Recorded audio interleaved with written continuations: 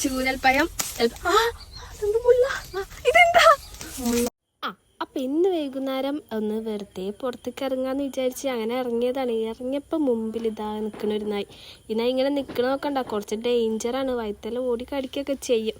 അപ്പം ഞങ്ങൾ ഒരു വീട്ടിൽ മാങ്ങ പറഞ്ഞ് ചീനി, അങ്ങനെ അവിടെ പോയിട്ട് നല്ല മറ്റേ ഉമ്പി കുടിക്കുന്ന മാങ്ങ ഉണ്ടല്ലോ, അത് വാങ്ങി.